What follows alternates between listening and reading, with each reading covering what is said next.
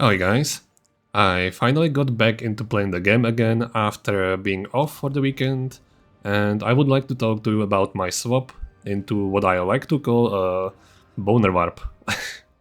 It is essentially the same build as the previous lightning warp version, but it's physical, has higher single target damage without having to get into melee range, more defense, and several techs that I personally think are pretty cool and fun. I will explain those later in the video, so if you are interested in that, you can just skip. It should be timestamped. This version of the build utilizes the Unborn Lich unique staff, which I talked about in my previous videos. Specifically, the version with the skill Phys while intrusion, which is practically a physical impale lightning warp. The main difference between these two is that intrusion has bigger AoE, higher damage if you utilize the impale, and no mana or life cost. The downside is that you have to use the unique staff, and it's just bad for a single target, which is why I utilize a weapon swap into a real weapon as well, because there is no downside to it since GGG removed the weapon swap delay. Besides the unique staff, you just need the same items used in my lightning warp build to get enough cal threshold. The Meris Uxer helmet and the Horus Flight gloves from Delirium. Both of those dropped drastically in price since launch, by the way. I was buying the gloves for like 40 divines and now they are like 40 exalts for double sockets. Some of you might notice I also changed my passive tree considerably to focus more on crit, jewels, and mainly I swapped the Sunder the Flesh Ascendancy node for Vitality Siphon, since all of our spells have 15% base crit anyway. You could use Sanguine Tides instead as well. It's a very good damage boost, but you would lose all life flasks completely, and you have to invest into recovery, which is too much of a downside for me personally. But it's an option for you if you don't mind. Now, let's talk about some of the cool techs in this build. First of all, how do we trigger impales on our targets? Because under normal circumstances, you would have to use some sort of a minion for that. Well, the new Kalgoran gems solve that for us.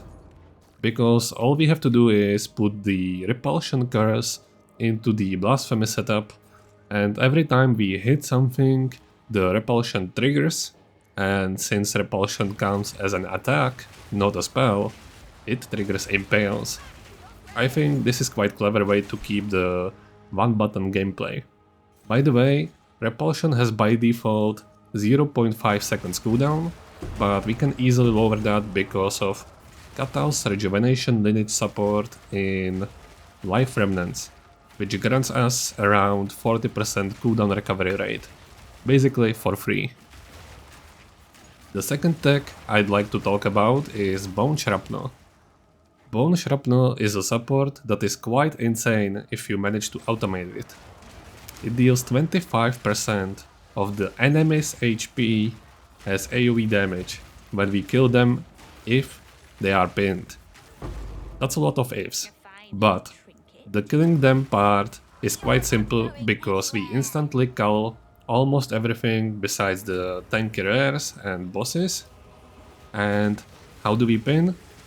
The answer again is repulsion.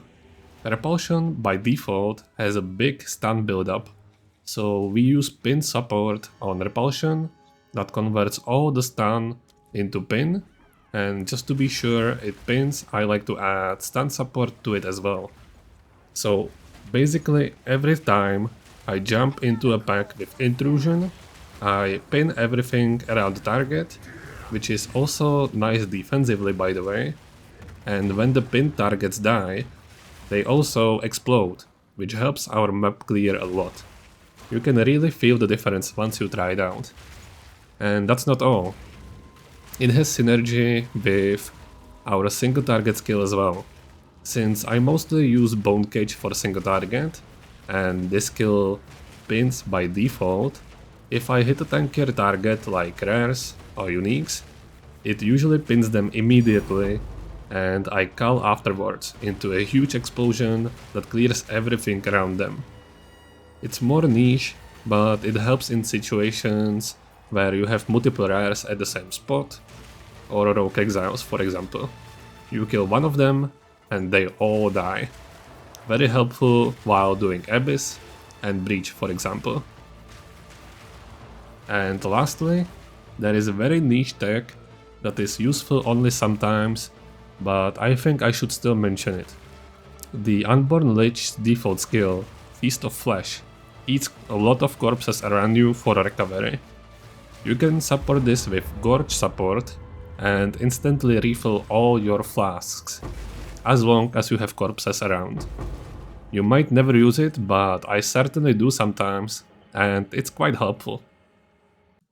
One of the things I think I have to talk about is how do you get a decent Unborn Lich Staff, what mods are good on it, etc. So the staff has 4 desecrated mods on it. The first one you reveal is always one of the several skills it can roll. You obviously always want his Vile Intrusion, because that's what we use in the build. Then you reveal a prefix where you can take one of 2 mods. Either take Unholy Might or spell physical damage. Both of those are good for this build. I personally prefer spell physical damage, but I was kinda unlucky with my staff, so I'm using Unholy Might and it's just fine. After that, you roll 2 Lich mods, which is where the RNG begins. You need to get increased spell damage per 100 life. Every other damage mod is useless. After that, the next best mod is, in my opinion, Block. Because again, all the other mods practically don't do anything for this build. There could be an argument for cast speed on low life, but we are almost never on low life since the skill has no cost and we are constantly overflowing HP while clearing maps. Once you have these mods, you are practically done. I would personally go for Corruption or even Double Corruption as well, because the staff is very cheap and easy to get, even in SSF. And you could get something cool like extra socket, +2 spells, cast speed or spell damage. When it comes to sockets, generous spell damage or crit is the best choice. You shouldn't use damage as extra runes or the rune that gives +1 to all spells, since you can only have one of those and you should put it into the single target staff instead. Alright guys, I think I said everything I wanted to. Just keep in mind this build is still in progress. I am still experimenting and upgrading my gear. Currently I'm working on getting Vitalic rings from Breach with Impale magnitudes, and after that it's probably time to get a decent body armor finally. After I get bored, it's going to be time for a new build, which I already started leveling, and it's going to be a bleed called Wolf. I will basically be roleplaying a Geonor. And I find it quite fun, even though it's probably going to be on the weaker side of builds. With this, I thank you for watching the video. Please like and subscribe, and see you next time either on stream, on Discord or in the next video. Bye!